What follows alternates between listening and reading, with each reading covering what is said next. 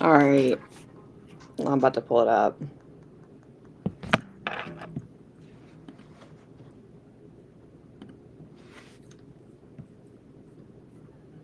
Sounds good. Spokane.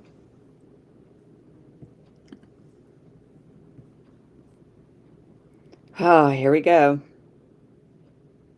Any other questions, comments? All right, thank you. And our last update for discussion before our council committee reports is an ordinance prohibiting the sale and distribution of kratom products in the city of Spokane. That's Adam McDaniel. I think you have a couple of guests with you too.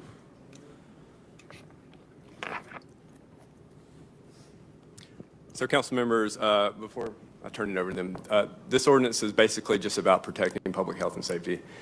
So what the ordinance would do is prohibit the sale and distribution of kratom in the city of Spokane. This is an emerging issue that we've been tracking a little bit now.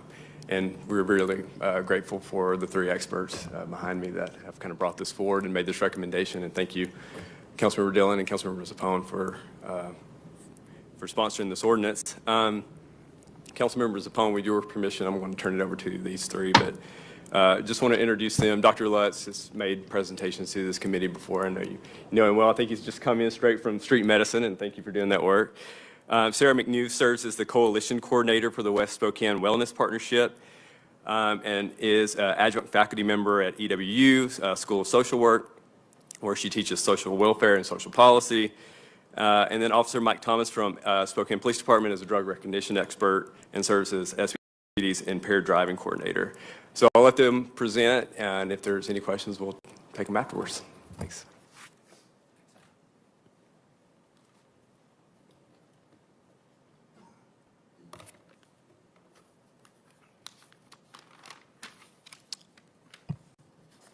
I'm not quite as tall as Adam.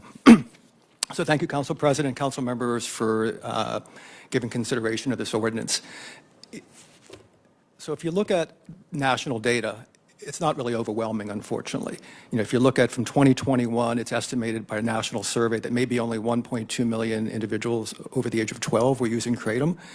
But I think more importantly, if we look at the retail data, if we look at those data, we see that it's estimated 11 to 20 million individuals are using kratom at least daily or annually, and that's probably an undercount.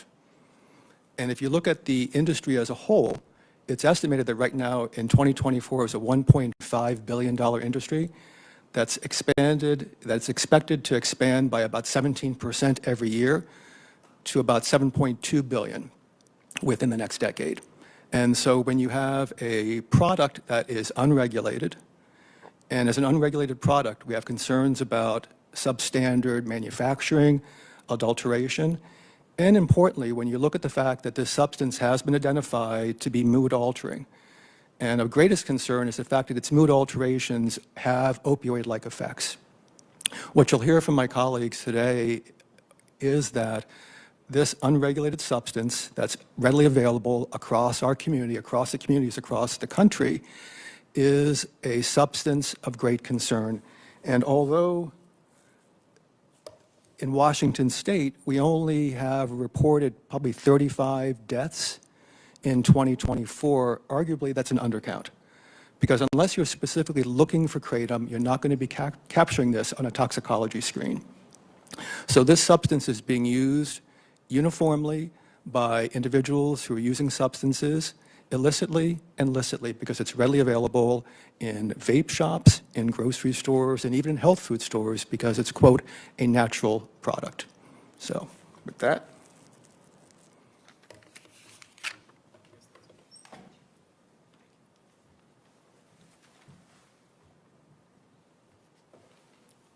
Good afternoon, Council.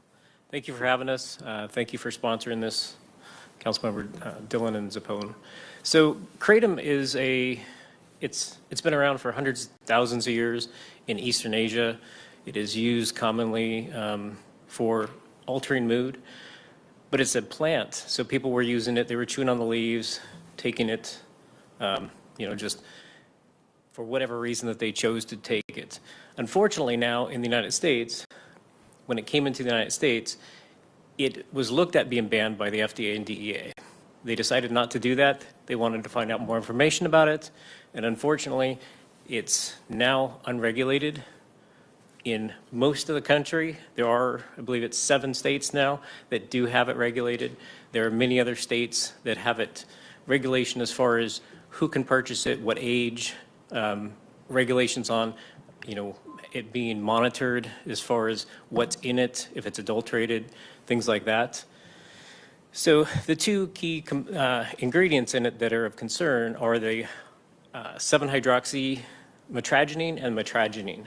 Those are two totally different substances. The metragenine acts more like a stimulant, so more like caffeine, whereas the 7-hydroxymetragenine acts more as an opiate. It works off the opioid receptors in the body, and therefore it's very attractive for those people who may be struggling with substance use disorder that are using an opioid or opiate, and maybe for whatever reason they can't get those opioids or opiates. Maybe they're in treatment, they're in probation, things like that. Maybe they're even trying to get medical assisted help in getting off of these products. They might switch to this because if they're doing any kind of UAs, most urinalysis will not look for the kratom unless specifically requested. There is the ability to look for it, but it's expensive and not everybody does it. So our evidence of harm, so the national data shows that before 2010, we had very limited use. And then between 2015 and 2018, we had a vast increase in the amount of exposures to kratom. And then in 2025, we're at 1,400 have shown actual harm from kratom alone or along with other substances. So there's also been some salmonella poisoning as well with this kratom because, again, this is unregulated. Nobody is checking on the quality that is coming into the United States or being manufactured in the United States. There's 199 illnesses and 54 hospitalizations. There's also heavy metal exposure. There is some wrongful deaths and liability lawsuits to the cities and states. So in Cowlitz County, there was a wrongful death lawsuit awarded $2.5 million to a family man who died after using kratom products. And the cause of the death was toxic effect from metragenine kratom. So why is this a public health concern? Well, as we know, as we end up getting fentanyl off of the street, we end up getting lower supply of fentanyl, people are going to choose other things. And those things might be those things that they can get legally or that are non-regulated. One of those would be kratom. That's of great concern. It's also of concern because there is no regulation on who these products are sold to. So you have people, our youth going into these shops purchasing this stuff, and we also know that that's kind of a gateway. It starts in that substance use, triggering that substance use, which might also turn them into using other substances. That's why it's of huge concern to us. They're also using it for self-medication. When somebody is using this, they may not think of it as a substance that is mind-altering, so they might not disclose it to a provider, their doctor, when they go into deal with whether it's physical ailments or if they're struggling with some kind of mental condition. They may not talk about it at all with their doctor. So their providers may not be treating what they believe is there because even in the hospitals, they are not testing for kratom. So if somebody goes into a hospital, the provider may not know that this person's using kratom. Unless they self-admit that they are using kratom, then that can be a discussion. But most likely that is not happening, and that's not happening with adults or our youth. These products are also sold at places like coffee stands. So if you go into a coffee stand, somebody could ask you, how many shots of espresso you would like, but some of these coffee stands also ask you if you'd like kratom. Now, we talked about that the kratom, the 7-hydroxymetragenine, acts like an opioid or opiate. It relaxes you, but the metragenine itself acts as a stimulant, so that's why a lot of the coffee shops are selling it. But it also, if you're using it in larger amounts, you might start to get those effects, that euphoria that is common with the opioid opiates. most of these products have misleading marketing. They'll tell you that they do everything from making you feel better, relax, to stimulating you. And a lot of the kids or youth that are going to schools might see that like, hey, I could do better on a test if I take this. So it's marketing to those kids or youth, saying that this might help them study or stay awake, things like that. Naloxone may not be effective on this as well. This stuff is adulterated with other products, not just metragenine. So here's some of their marketing. You see it says, find your calm on 07 Relax tablets. All of these different things have the same product in it, but it tells you it does different things. And some of the problem with that is that you don't know what's in this. Because it is not regulated, they're adding synthetics to it as well. They're putting other synthetic products in here, including, I believe it is on the next slide. Oh, no, it's not. They're adding the pseudo dioxyl, and that is actually not even for human consumption. It's a alkaloid of the metragenine, and they're putting it in these products to try to make it different from their competitors. So I will turn it over to Sarah.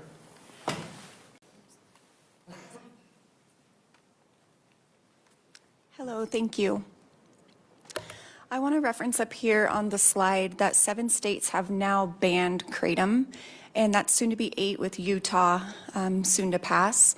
And the purple states, which is now around 15, are those with KCPA regulation, which is Kratom Consumer Protection Acts. And so what that is the regulation of kratom products, whether it's through the content that is in the kratom, the sell and distribution, and or age of 18 and or 21.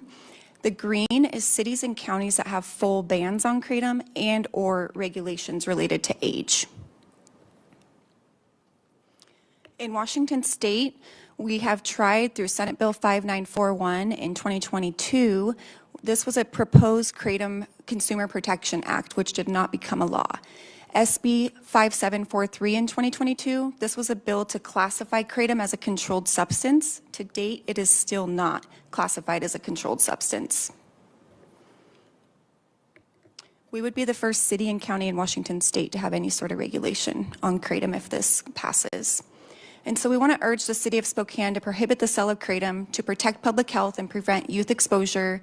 We want to ban the sale and distribution of kratom products via a new chapter 10.83 to the Spokane Municipal Code. Penalties include civil fines escalating with repeat offenses. Business impact on licenses can be denied and or revoked.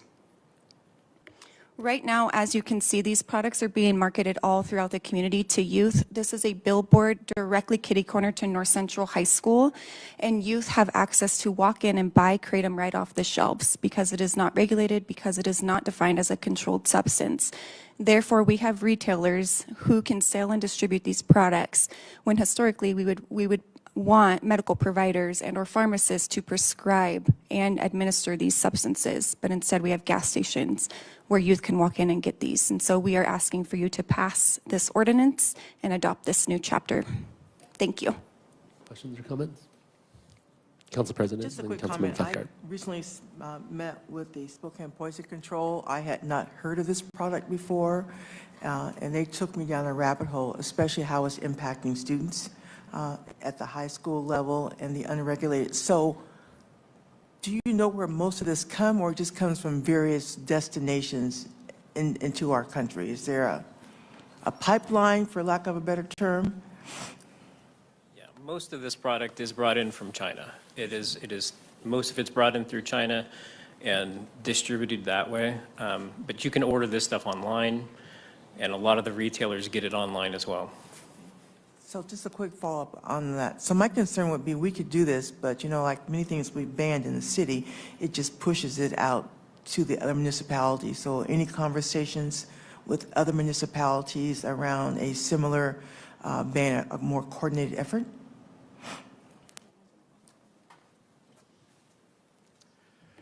Not in conversations specifically with other municipalities, but we have shared it with the Health District. We've shared it with the Greater Spokane Substance Abuse Council. So some of those other advocates can certainly work with those other municipalities.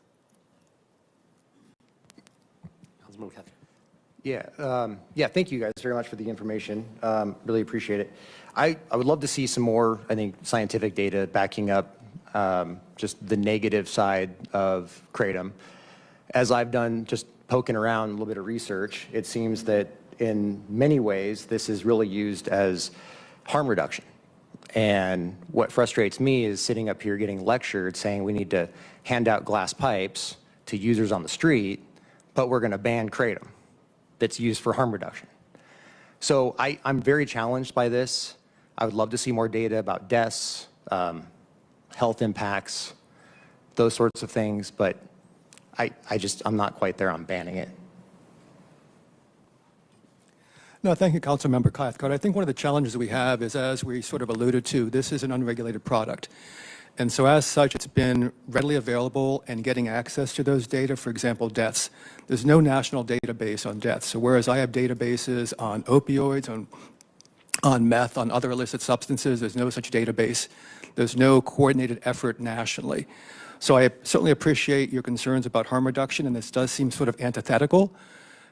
At the same time, we also know that kratom is an addictive substance, and we actually have a diagnosis of kratom substance use disorder of people who have started down this path and maybe started using it in lieu of an opioid, but find themselves now having abuse disorder from kratom. And it has many, many effects. So I think that, to your point, we can provide research on the health effects of it, but I think with respect to deaths, we're going to be greatly challenged for the reasons I mentioned.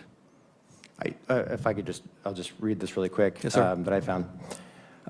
So a Malaysian kratom study evaluated people with, I'm not even sure how to say this word, concomitant opioid and stimulant use. I think it's co-occurring, essentially, opioid and stimulant use disorders. Most reported using kratom to treat heroin withdrawal as a heroin replacement and to reduce heroin intake, 58%. Independent of how long they use kratom. Only 15% reported consuming kratom for euphoric effects, and the study supports traditional kratom use as an OUD harm reduction strategy versus using to obtain euphoric effects. For alcohol use disorder, a study in the United States said that, conducted with support from the American Kratom Association, so take that as you will, studied 3,000 current and past kratom users. Of those currently using kratom, acknowledged mainly using kratom to reduce or quit alcohol consumption. 18% included it among multiple reasons for using kratom. And I have seen that it is addictive. I mean, I think many things are obviously addictive too. So, but I would like to better understand those impacts, because I'm somebody who's very interested in finding other ways to stop the fentanyl abuse on the street. And I know that psilocybin, for example, is one such thing that has been used and experimented with as a way to try to find another strategy to kill the fentanyl abuse. And I'm worried that as we ban things, take that step, that we take away an opportunity to study something that might truly be very beneficial. And so that's my biggest concern. If this was simply, let's make it 18 or 21, I'd be in a heartbeat. But to ban it is where I'm a little hung up. Okay, and I guess my one final comment to you, Council Member, is that noting that the FDA is looking right now at making 7-hydroxy, putting it under controlled substance, the same way it would actually classify it in the same category of drugs like heroin, where there is no identified medical benefit. And so when you have the FDA looking to regulate this because of concerns, acknowledging that we do not have great data, but the data are somewhat compelling from the standpoint that this can be and is an addictive substance and has no medical benefits. So I think for me and for us, seeing that is in and of itself of concern. You have an unregulated product that we know people are dying from, that yes, they may be using it in lieu of, but they're also using it in conjunction with. And so those individual deaths are not due to kratom per se, but due to kratom plus. And it has a compounding effect at higher levels such that it binds to that opioid receptor. So we will provide more data for you. But again, we just really appreciate the interest in this ordinance. So thank you. And I appreciate that. One very quick, cannabis, is that not also in the same schedule at the federal level, that there's no medical benefit? At the federal level, yes, sir. Right. Councilmember Tellis. Dr. Lynch, do you have the timeline for the FDA to be regulating this drug? Not as of yet, Councilmember. No, they came out with the notice earlier this year, and then as of July, they put out a notice to consumers and to providers about they're evaluating it and looking at it, regulating it as a controlled substance. But right now, we have no timeline for that. It could be years. Councilmember Dillon. Yeah, just want to thank you all for being here, and thanks for the information and the summary. I mean, I agree. I think that with Kratom, it's the Wild West. I mean, there's just so much that really is unknown, as you pointed out. I mean, that market, I've heard complaints and concerns about how this is specifically marketed at youth, and just knowing so much about what is not in it. And then looking at the map too about other cities that have taken measures to regulate or ban these, I think that this really puts Spokane at the forefront and is consistent with a lot of our recent investments and support in public health and public safety that I think will turn around and have real positive effects. So just thank you.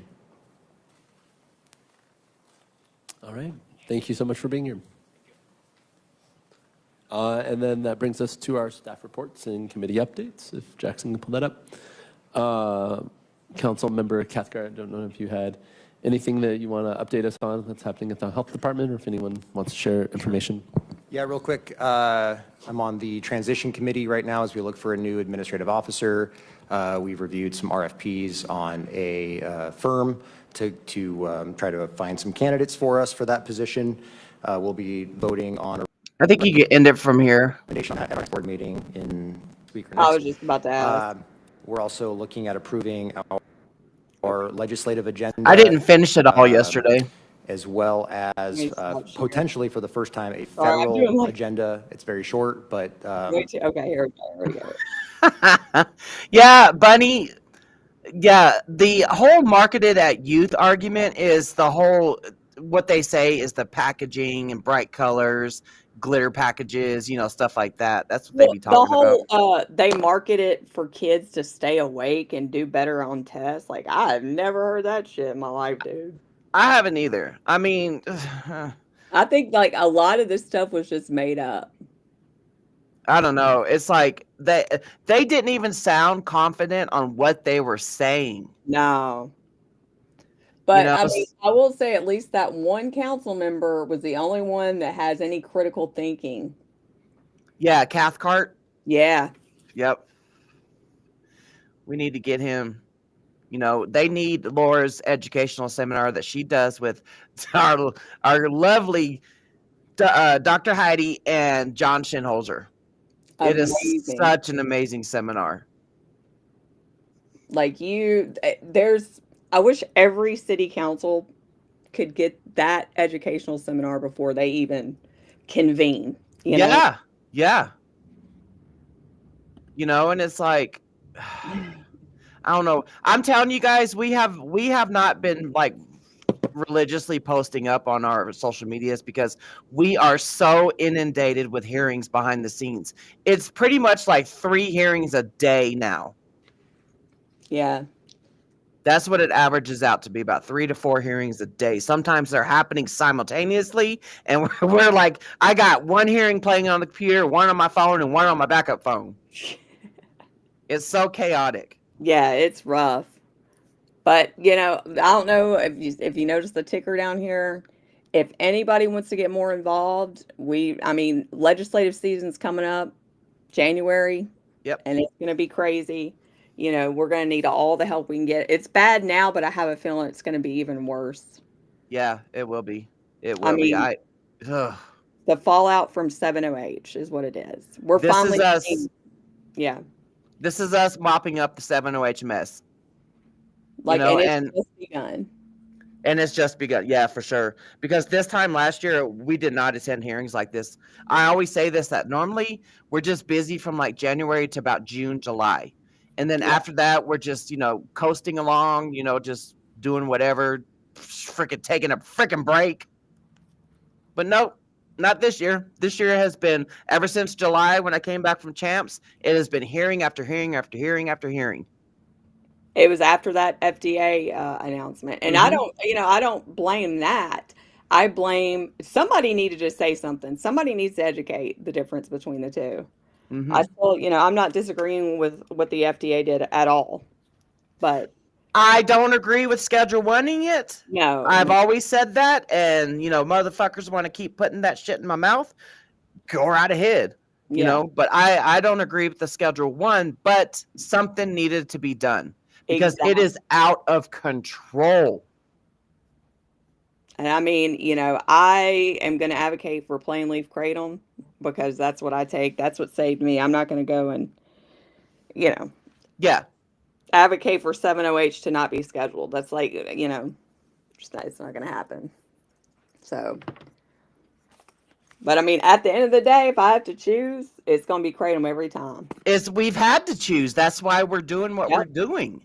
If kratom is on the chopping block because of 7OH and 7OH got to go, it got to go.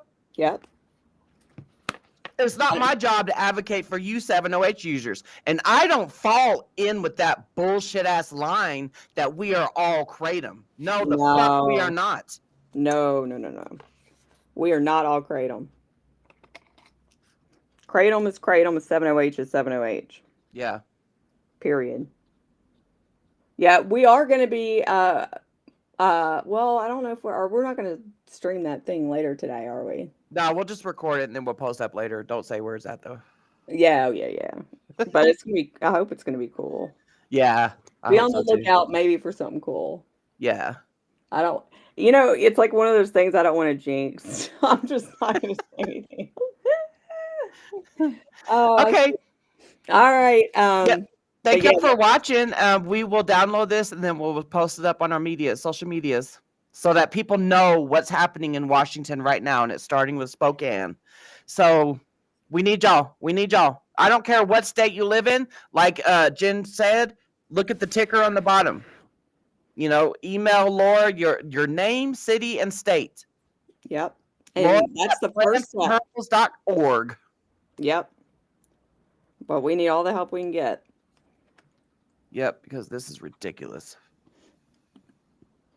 All right. Well, we'll see y'all next time. Bye, Bunny. Bye, everybody.